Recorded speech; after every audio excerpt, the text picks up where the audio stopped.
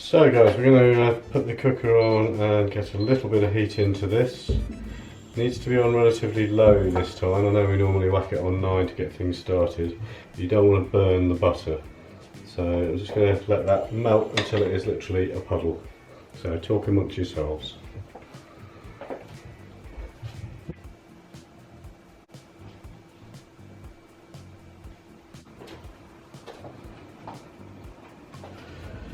There we go guys, about halfway there with the melting process, so coming along nicely. It does take a few minutes, but just be patient. That's all I'll say is don't try and rush it, there's no rush with doing this sort of thing.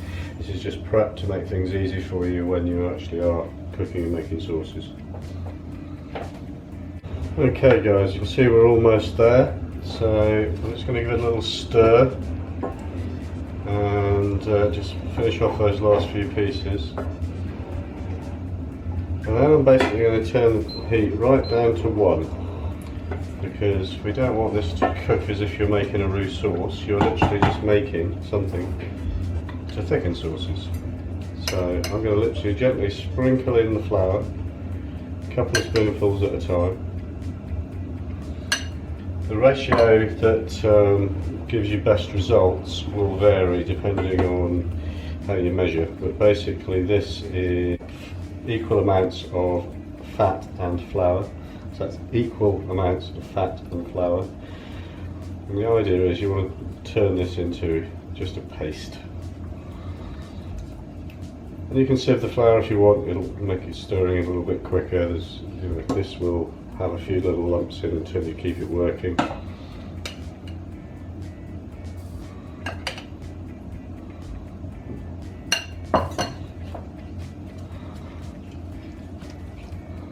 And as you can see, the more you add, the thicker it gets, and that's the whole idea. Right, nice and smooth.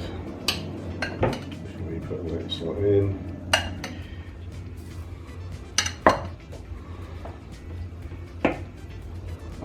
Remember, when you make a roux sauce, you stir when you add the milk to this. We're not going to do that today, this is literally just going to become a paste.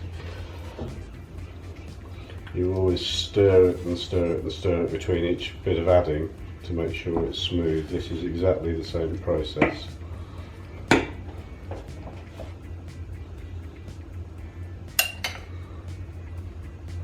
We're getting there now. This is sort of coming to now, turning into a really quite a thick paste. This is exactly how you want it.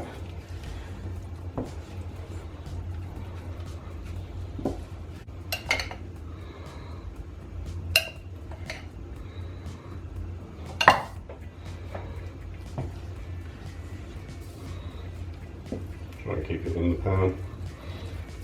Not that it really matters.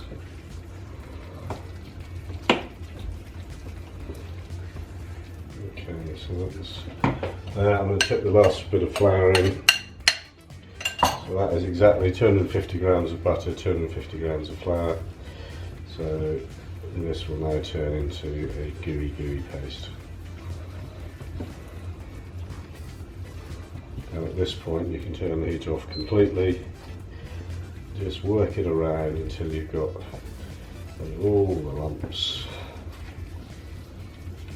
That's pretty good. I find the best way to do this is not to use a spoon, but to use a palette knife. It's personal choice, and you're literally going to fill the ice cubes.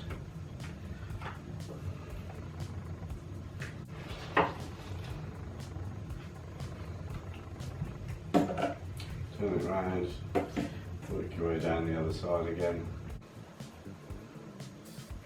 Right, so there we are. I'm just going to give it a rough smooth over there. And then basically run your finger around the edge.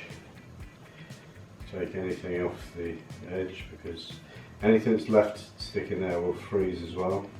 So then just rub your finger between the gaps. You don't want them joined.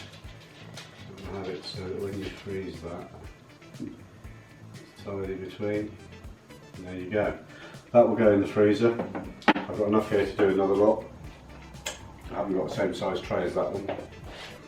So I will refilm it when it comes out of the freezer, turn out the first lot. I won't bother showing you making the second one, it's exactly the same process.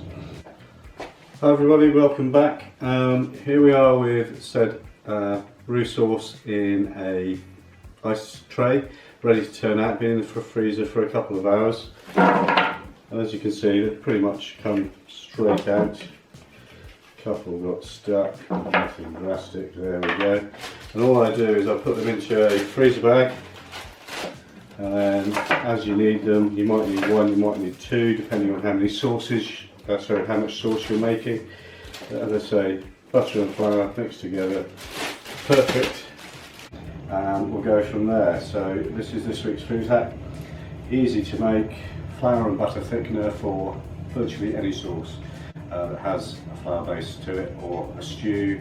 You can use it for gravy. You can use it pretty much anything from a thickening point of view. So there you go, this week's food hack. We'll see you again on the food hack in a month's time. Next week after this we've got quote of the month, which we've got a classic from one of our UK-wise greatest leaders. Okay, so we'll see you then. Take care and be safe wherever you are. Thank you.